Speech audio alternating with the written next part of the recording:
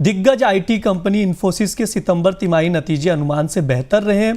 Company का मुनाफा 13% से ज्यादा बढ़कर 7,364 करोड़ रुपए दर्ज किया है। कंपनी का कहना है बेहतर मार्जिन, मजबूत कैश फ्लो और बेहतर डील्स की वजह से सितंबर तिमाही में उनके मुनाफे में बढ़ोतरी देखने को मिली है। कंपनी ने निवेशकों के लिए 23 रुपए प्रति शेयर का डिविडेंड भी घोषित किया है।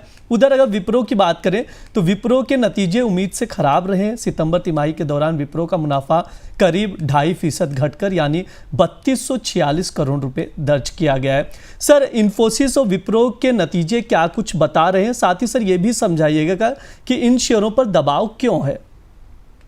इन्फोसिस के नतीजे उतने खराब नहीं थे ब्रज, जितना माना जा रहा था। नतीजे ठीक ठाक हैं। अगर हम इसका प्रिंट देखें तो करीब करीब 67% के आसपास कॉन्ट्रैक्ट वैल्यू बढ़ी है। $3.1 बिलियन की कॉन्ट्रैक्ट वैल्यू दिखाई पड़ रही है। ऑपरेटिंग प्रॉफिट मार्जिन 21% पर स्टेबल हैं। रेवेन्यू गाइडेंस अगले साल का 2 से 3% बढ़ाया गया है। ईबिटा मार्जिन गाइडेंस भी 20% बढ़ा है।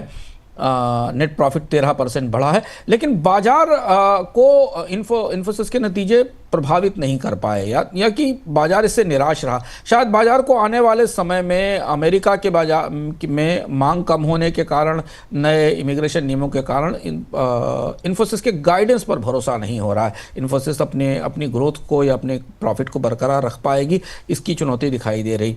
और इसलिए इन्फोसिस का स्टॉक आज शुरुआती कारोबार में करीब 1%, 1.5% तक गिर गया। बाजार ने काफ़ी कंजर्वेटिव आउटलुक अपनाया इन्फोसिस के नतीजों को लेकर। विप्रो की स्थिति थोड़ी जटिल थी।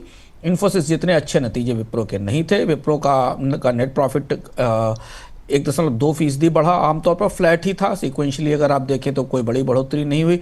बाजार का एक्सपेक्टेशन थोड़ा इससे ज़्यादा था। रेवेन्यू में भी बहुत मामूली बढ़ोतरी है। ऑपरेटिंग मार्जिन ठीक ठाक है।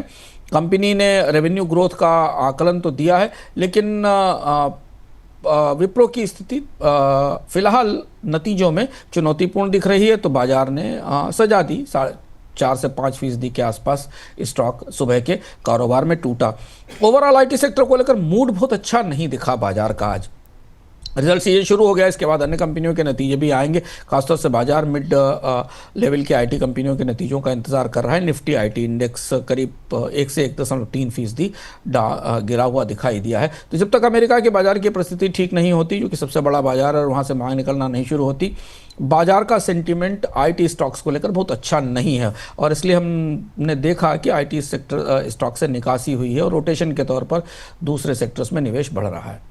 अगली खबर की ओर चलते हैं। सिंगापुर के बैंक डीबीएस की तरफ से भारतीय मसाला बॉन्ड्स में किया गया निवेश आयकर विभाग के रडार पर है। आयकर विभाग जानना चाहता है कि 2019 में किया गया ये निवेश डीबीएस बैंक का खुद का निवेश था या उसने किसी और का पैसा लगाया था। इन बॉन्ड्स में सितंबर 2018 से मार्च 2019 के दौरान किया गया निवेश टैक्स फ्री था, जिस वजह से ये विदेशी निवेशकों के लिए लोकप्रिय भी था। सर, दर्शकों को बताइए कि ये पूरा मामला क्या है?